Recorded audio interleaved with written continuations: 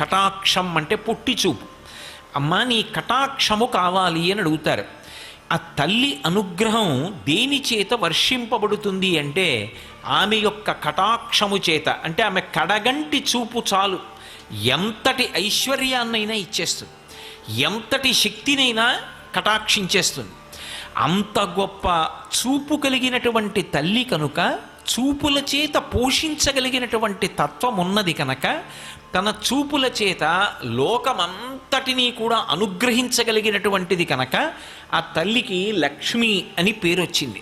అటువంటి లక్ష్మి దృష్టి ఇప్పుడు కాదుట, అసలు ఎక్కడ ప్రారంభం అవుతుంది అంటే ఈ శరీరంలోకి జీవుణ్ణి ప్రవేశపెట్టేటప్పుడే బ్రహ్మగారు మొట్టమొదట తల్లి వంక చూస్తాడు. ఎందుకని అంటే చతుర్ముఖ బ్రహ్మగారు సృష్టికర్త. సృష్టికర్త అయినటువంటి బ్రహ్మగారికి మాతృస్వరూపంగా నిలబడేటటువంటిది లక్ష్మీదేవి. ఎందుకని ఆయన శ్రీమన్నారాయణుని యొక్క నాభికమలంలోంచి పుట్టాడు.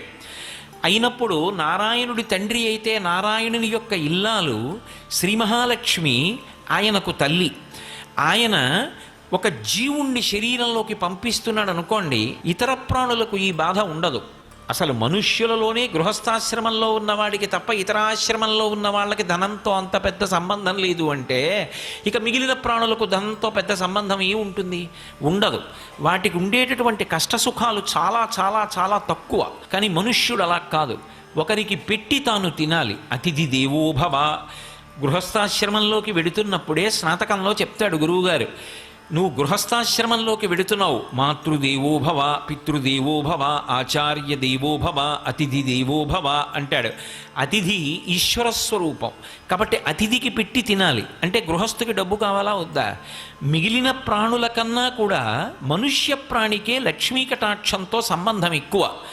అయినప్పుడు లక్ష్మీ కటాక్షం కోసం వెంపర్లాట మనకుండడం ఒకెత్తు, కానీ అసలు లక్ష్మీదేవి యొక్క అనుగ్రహ ప్రసరణం ఎక్కడ ప్రారంభమవుతుంది అంటే జీవుడు శరీరంలోకి ప్రవేశిస్తున్నప్పుడే ప్రారంభమవుతుంది. అందుకే అది ఎవరు కానివ్వండి, లలాట లిఖితారేఖాం పరిమాష్ట్రం నశక్యతే, లలాటమనందు వ్రాయబడినది తీయడం సాధ్యం కాదు అంటూ ఉంటారు కదూ. అంటే సాధనా బలం చేత దాటుతాడు.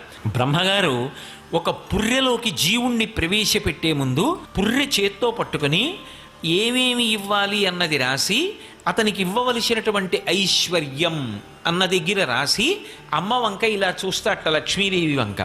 అలా కూర్చుంటుంది ఆ తల్లి. అలా కూర్చుంటే బ్రహ్మగారి చేతిలో పుర్రె పట్టుకుని అమ్మ వంక తిరుగుతాడు. అమ్మ ఈ పుర్రెకి ఎంత ఇమ్మంటావు అని అడుగుతాడు. గత జన్మలో ఈ పుర్రెకి పేరు ఏమిటి, ఎవరు అని అడుగుతుంది. ఆవిడికి తెలియక కాదు, ఆవిడ సర్వజ్ఞురాలు. అమ్మ ఈ పుర్రెకి గత జన్మలో పేరు ఇది, వీడు చాలా పుణ్యం చేశాడమ్మా, ఎందరికో పెట్టాడు, ఆర్తి కలిగిన వాళ్ళందరికీ పెట్టి తాను అనుభవించిన వాడమ్మా అంటట.